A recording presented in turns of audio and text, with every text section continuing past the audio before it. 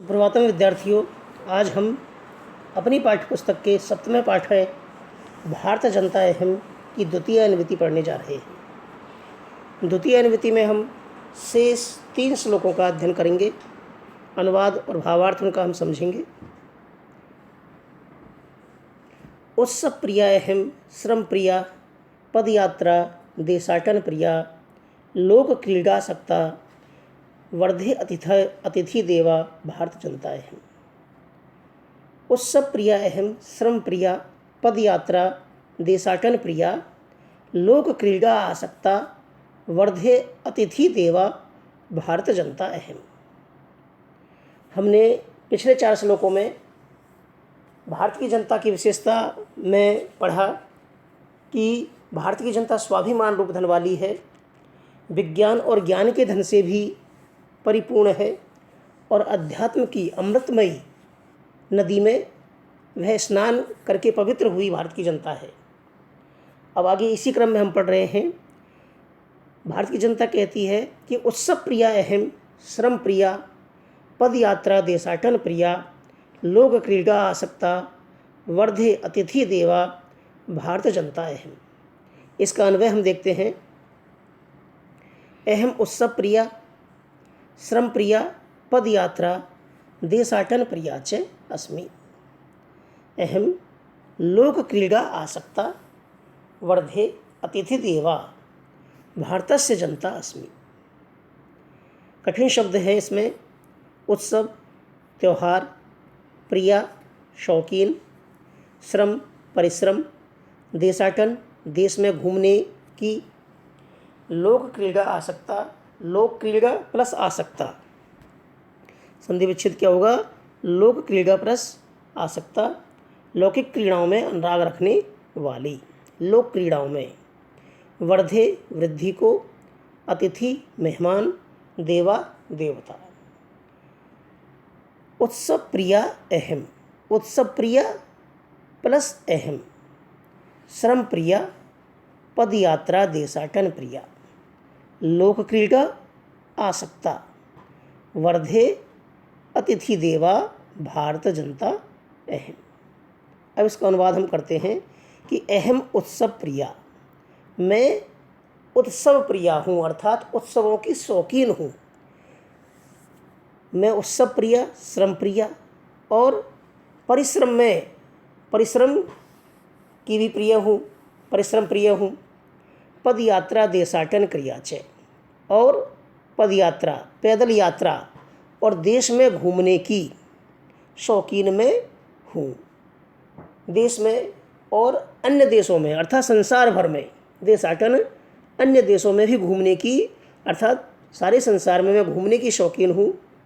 अहम लोका क्रीड़ा आसक्ता, मैं लौकिक क्रीड़ाओं में आसक्त तथा वर्धे अतिथि देवा भारतस्य जनता अस्मि, तथा अतिथि को देवता मानकर, अतिथि देवा अतिथि को देवता मानकर वर्धे निरंतर वृद्धि को प्राप्त करती हुई भारत जनता अस्मि, भारत की जनता हूँ। ये इसका अनुवाद है। अब इसका भावार्थ हम समझते हैं कि अहम उत्सव प्रिया, मैं उत्सवों की शौकीन हूँ। हम देखते हैं कि भारत में आए दिन कोई न कोई उत्सव, कोई न कोई त्यौहार लगा ही रहता है।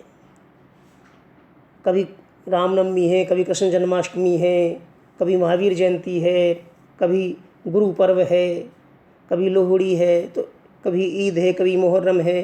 तो इस प्रकार कई प्रकार के त्यौहार, उत्सव हमारे देश में चलते ही रहते हैं। तो भारतीय जनता जो है उत्सवों की प्रिय है, उत्सवों की शौकीन है, श्रम प्रिया। और भारतीय जनता परिश्रम करने वाली है, मेहनत से जी चुराने वाली नहीं है, काम चोर नहीं है। वह परिश्रम करके और अपने स्वाभिमान की रक्षा करना जानती है और अपना जो है स्वरोजगार चलाना जानती है। पदयात्रा देशाटन प्रिया च, पदयात्रा, और भारत की जनता पैदल यात्राएं करना अधिक पसंद करती है और देश विदेशों में घूमना भी भारत की जनता को प्रिय है, शौक है।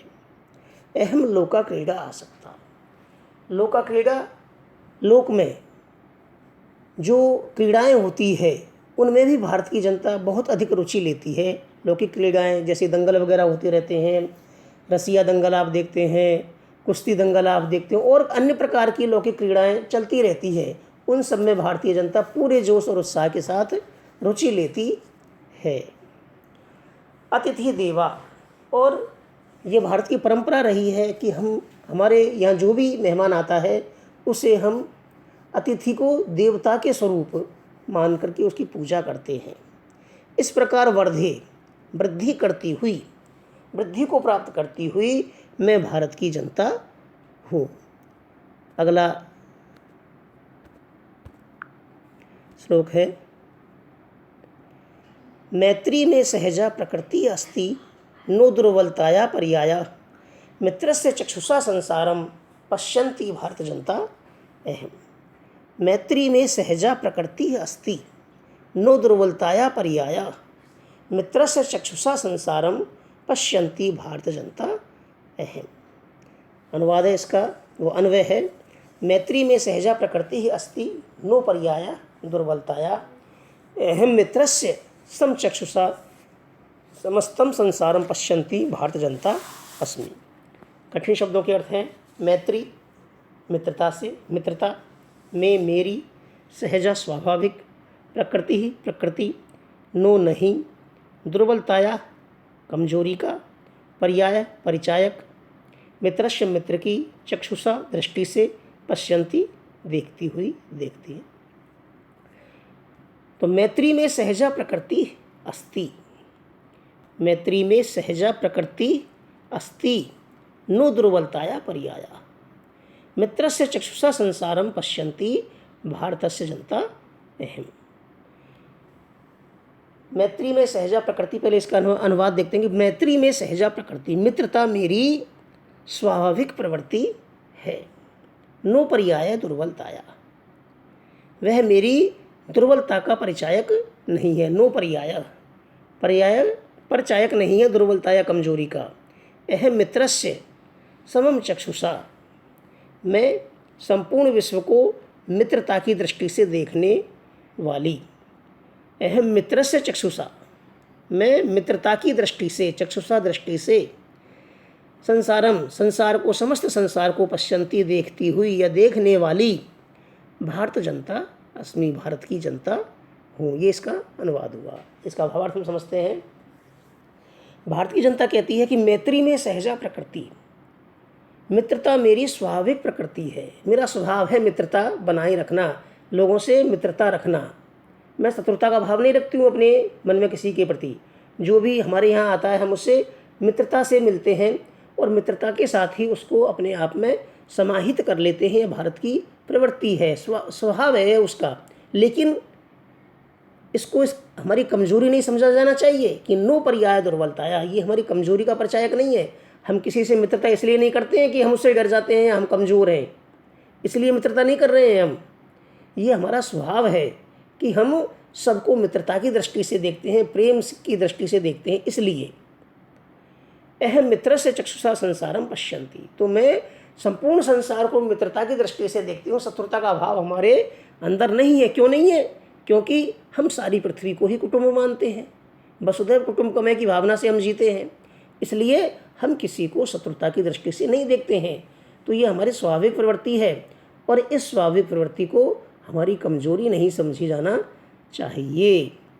तो इस प्रकार ये आपका भावार्थ हुआ श्लोक का। अब अगला श्लोक है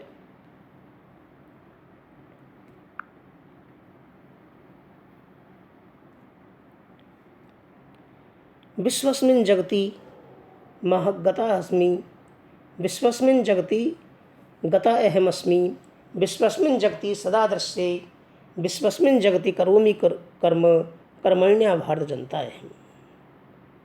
विश्वस्मिन् जगति गता अहमस्मि, विश्वस्मिन् जगति सदा दृश्ये, विश्वस्मिन् जगति करोमि कर्म कर्मण्या भारत जनता अहम्। अन्वय है अहम अस्मिन् जगति विश्वे गता अस्मि, अहम अस्मिन् जगति विश्वे सदा दृश्ये, अहम अस्मिन् जगति विश्वे कर्म करोमि, अहम कर्मण्या भारतस्य जनता अस्मि। कठिन शब्दों के अर्थ है अस्मिन इस जगति संपूर्ण विश्व संसार में गता अहम अस्मि मैं गई हुई हूँ, मैं घूमी हुई हूँ, कर्म काम कर्मण्या कर्मशील। तो विश्वस्मिन् जगति गता अहम अस्मि विश्वस्मिन् जगति सदा दृश्ये विश्वस्मिन् जगति करोमि कर्म कर्मण्या भारत जनता अहम अस्मिन् जगति विश्वे गता अस्मि मैं इस संपूर्ण संसार में गई हुई हूँ, मैं संपूर्ण संसार में गई हुई हूँ अर्थात घूमी हुई हूँ। अहम अस्मिन् जगति विश्वे सदा दृश्ये और मैं संपूर्ण संसार में सदैव दिखाई देती हूँ। अहम अस्मिन् जगति विश्वे सदा दृश्ये मैं संपूर्ण विश्व में सदा दिखाई देती हूँ या देखी जाती हूँ। अहम अस्मिन् जगति विश्वे कर्म करोमि मैं संपूर्ण संसार में कार्य करती हूँ। अहम कर्मण्या भारतस्य जनता अस्मि मैं कर्मशील भारत की जनता हूँ। ये इसका अनुवाद हुआ। अब इसका हम भावार्थ देखते हैं कि भारत की जनता कहती है कि अहम अस्मिन् जगति विश्वे गता अस्मि मैं इस संपूर्ण संसार में घूमी हुई हूँ, गई हुई हूँ। जैसा कि मैंने आपसे कहा कि भारतीय लोग विदेशों में जाते हैं और वहाँ से वहाँ का ज्ञान बटोर करके लाते हैं और अपने देश में उस ज्ञान को फलीभूत करते हैं। संपूर्ण संसार का ज्ञान लेकर के आते हैं और फिर उस ज्ञान को अपने यहाँ सिद्ध करते हैं, प्रयोग करते हैं उसका। तो इस प्रकार भारत की जनता संपूर्ण विश्व में घूमी हुई है। तो संपूर्ण विश्व का ज्ञान लेकर के फिर अपने विवेक से उसका उपयोग वो लोग करते हैं। ऐसा नहीं है कि विदेशों के हिसाब से उसको चलाते हैं, बल्कि अपने हिसाब से, अपने दिमाग से, अपने विवेक से उस ज्ञान का उपयोग करते हैं। अहम अस्मिन् जगति विश्वे सदा दृश्ये और मैं इस संपूर्ण संसार में हमेशा दिखाई देती हूँ, देखी जाती हूँ अर्थात विश्व के सभी कार्यों में कहीं ना कहीं भारत के लोग सम्मिलित आपको दिखाई दे जाएंगे। चाहे हम नासा के वैज्ञानिक कार्यों को देख लें, चाहे और कोई बड़ी बड़ी संस्थाएं हैं जिनके कार्यों को यदि हम देखेंगे तो उनमें कहीं ना कहीं भारतीयों का सहयोग आपको दिखाई दे जाएगा, मिल जाएगा। तो इस प्रकार भारत की जनता संपूर्ण विश्व में दिखाई दे जाती है। अहम अस्मिन् जगति विश्वे कर्म करोमि और इस प्रकार संपूर्ण विश्व में जगत में रहते हुए भारत की जनता कर्म करती है और अपनी कर्मशीलता का परिचय देती है। इस प्रकार मैं भारत की जनता कर्मशील हूँ, कर्मठ हूँ। इस प्रकार यह अध्याय आपका पूरा होता है। आज की अनुवृत्ति में इतना ही था। आप इनके श्लोकों के अनुवाद अर्थ जैसा कि करते आए हैं नकल वगैरह कर लेना और समय पर होमवर्क भेज दिया करो। धन्यवाद।